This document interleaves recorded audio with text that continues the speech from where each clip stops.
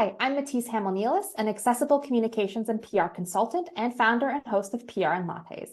And I think communication creates inclusion and breaks down barriers when it's accessible. Well, hi, everyone. I'm Kristen Frankevich, content manager for IABC and your host for today's episode. This is another installment of In Under 10, where we break down comms trends and news in under 10 minutes. So Matisse, really excited to have you here. Thanks for joining us. So excited to be here today. So let's get into it. I want to start with the basics. How are we defining digital accessibility and why does it matter? For sure. So digital accessibility essentially means ensuring that everyone, including people with disabilities, can easily use and benefit your digital content and using their technology, whether that's a website, document, social media, videos, images, or even a podcast. It matters because it breaks down barriers to information and communication, which opens up the world of opportunities for inclusion, engagement, and of course, innovation. Great. I know as we were kind of preparing for this conversation together, you brought to light, there's some interesting headlines, case studies out there. Can you tell me a little bit more, some examples of where organizations have maybe made those headlines or made that misstep over not maintaining digital accessibility standards? For sure. So an area where organizations tend to get themselves into a little bit of hot water, and I use that lightly a little bit, comes when it comes to their websites being inaccessible. So when websites are overlooked from a digital accessibility perspective and the standards aren't being met, organizations tend to face a lot of backlash. So for example, major brands like Fenty, Domino's, and even Queen Bee herself, Beyonce, have faced legal action because their websites haven't been navigable by people with sight loss, which highlights the importance of compliance.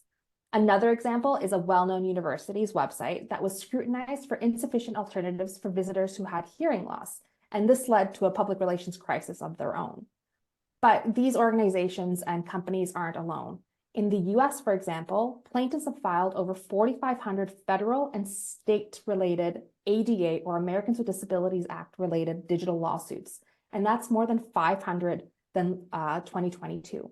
So when it comes to digital accessibility, it's definitely coming more front and center as it comes to the importance of being not just digitally present, but also accessible for everybody. Yeah, I mean, so much of what we do is online, right? So much of our world is digital. And for brands and organizations, that website is really, front page, the kind of door that welcomes you in, or any kind of digital presence these days. For sure, exactly. It's our first stop now, right? You're not going to the store, you're going onto their website to learn more information. And what was interesting is that an organization called WebAIM did a research recently, and it found something around the lines of 72% of individuals with disabilities, when they access an inaccessible website, will leave the website and not return and tell their friends and family to not go back either. So it boils down to doing what is right on the one hand and good business sense. Exactly. Why would you intentionally or unintentionally alienate what is considered the world's largest minority group, which is the disability community, at over 1 billion people by simply not having accessible content or an accessible website? Yeah. So I want to talk about the role of communicators here, right? That's why we're tuned in. So what can communicators do to ensure their organizations stay compliant? So as communicators, we sort of lead the charge, if you will. We need to stay educated ourselves on the latest accessibility guidelines and requirements. Now, each country and region has its own legislation and requirements. I, for one, am based in Ontario, Canada, so I have to ensure I'm meeting the Accessibility for Ontarians with Disabilities Act, or the AODA, plus the Accessible Canada Act. But if I'm working with clients or organizations from other countries or even another province here in Canada, I need to ensure that I'm also creating content that abides by their regulations too, right? So it's a big undertaking, but knowing who your clients are and ensuring that you are aware of what the accessibility legislation is in their country or region is really key as communicators. The next is, from an organizational perspective, is leading the charge in helping perform regular audits of your organization's digital content, from your websites to your social media, videos, intranet, you name it. If it's digital, let's audit it, right? Identify and address any of those accessibility gaps. And then also provide training to all your staff on your team and also throughout your organization on inclusive design and content creation. This is essential because if it can't just rely on one person to make something accessible, it's everybody's responsibility. So by providing that training, you're ensuring you're not just ensuring that your content is accessible, but you're also building a culture of accessibility throughout. And finally, staying engaged with that disability community and providing them with an avenue to provide feedback that leads you to ongoing efforts to maintain your accessibility and compliance status on your digital properties. Because it's the saying goes, nothing for us without us. So assuming that you are making everything accessible, if the disability community says, we didn't need that, we actually needed this, then you've missed the mark. So ensuring that you're incorporating that community in what you're doing to ensure that you're being accessible, not just compliant. Yeah. All right. Well, I want to leave our listeners with something they can, kind of take on as actionable or, little bit of a starting point. So when it comes to understanding digital accessibility, what are just a few resources you would recommend for folks to get started? For sure. This is one of my favorite questions, I have to say.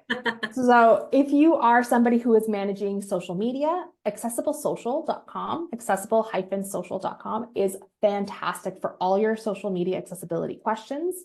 Alexa Heinrich has done a fantastic job pulling together resources around image descriptions or alt text, how to properly use your hashtags, how to write your captions, all that fun jazz. It's a great one-stop resource for social media. Then, of course, there is the W3C that host and oversee the Web Content Accessibility Guidelines, or WCAG or WCAG, something that we've all heard in some variation or another. But these are essentially the guidelines that dictate how to make your website accessible, whether it is level A, which is the basic, level AA, which tends to be the minimum that most legislation require, or AAA. What does that mean to be fully accessible according to these guidelines? Then there's a great resource through the International Association of Accessibility Professionals. They host webinars all the time on various topics in relation to digital accessibility, how to help build a business case, and assisting your organizations in becoming more accessible and building that culture. And then another resource I find just fascinating and so helpful all the time is LinkedIn. If you look up the hashtag A11Y, which stands for accessibility, you'll find a bunch of great content creators who are posting information about digital accessibility, tips, tricks, insights. And this community of accessibility professionals is always willing to answer questions and help people become more accessible in the content that they're creating. And of course, when you are starting out, or even if you're well-versed in this stuff, you're still going to ask questions. So don't be afraid to ask questions, be curious, and be open to learning more. That's really great advice. And we'll make sure all of those are in the show notes of this episode. So if you're, tuning in on your phone, you can scroll down through and click onto those links.